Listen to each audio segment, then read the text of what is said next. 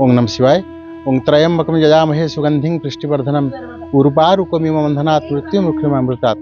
जेमिति मृत्युर मृत्यु कलाबाला होचंती महादेव, से होचंती भगवान शिव।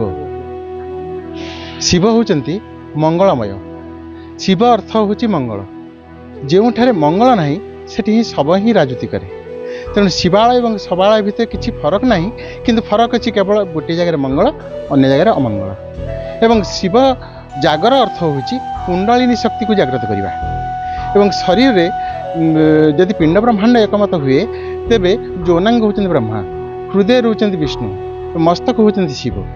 तेणु शिव सबुठारे सचराचर वास करती।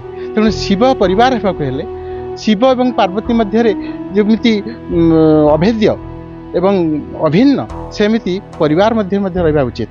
जेमिति बासुआ अच्छी शिव पाखे, सिंह अच्छी पार्वती पाखे, कई कार खाद्य खाद कहीं खाऊना। एवं मूषा अच्छी गणेश पाखे, सर्प अच्छी प्रभुंर गलारे किंतु कई क्या खाऊना। मयूर अच्छी कार्तिक पाखे किंतु सी सर्प को खाऊना। यही हूँ गोटे परिवारवाद, एकतावाद। एवं शिवंकर अर्थ होची सब उजागर रहा, निजकू संकीर्ण मना न करवा एवं समस्त सहित मिसवा, समस्त को सहानुभूति दवा एवं अंगारकाम्ल देकी अम्लजान जमीती ना देकी अम्लजान नवा गच्छर कर्तव्य, सेमती शिवंकर समस्त को कृपा देकी समस्त पाप को नवार एक प्रयास। ये हूँ शिव तत्व। आमर त्रिकोण रही बिल्व वरुण और खिलाट। आम गाँव अधीश्वर हेले श्रीरामेश्वर। मु प्रतिवर्ष बिल्व वरुण खिलाट दर्शन करने को जाए। आसिकी शेष में माँ बिरजा को दर्शन करी 108 शिवलिंग ये दर्शन करे एवं भारी आत्मारे शांति अनुभव करे।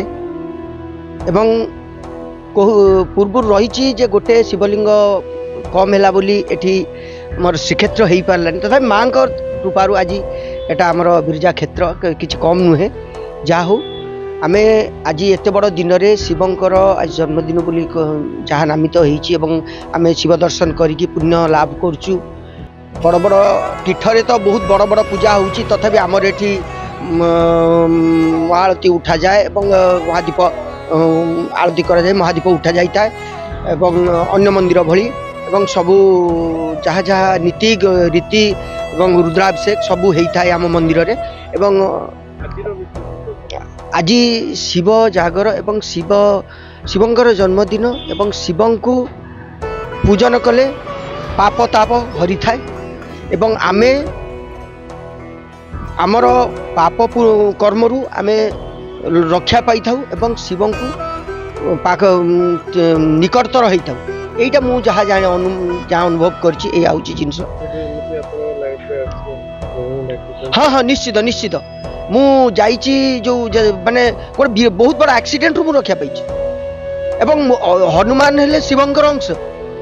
मु जते बेले कटक जाए मु प्रभु को डाकी देकी जाए, प्रभु मो सांगरे आसीबो मंदिर पाखे मु कहे प्रभु आपन रुहंतु, एटा मु करे। एवं यह मु प्रमाण पाई जे मु केबे मु मो कर देकी गाड़ी जाइछि किंतु मु केबे एक्सीडेंट रो फेस करनी। एवं शिव एवं हनुमान कर ये दया एवं शिव जागर यह मोर गोटे बड़ कथा एटा।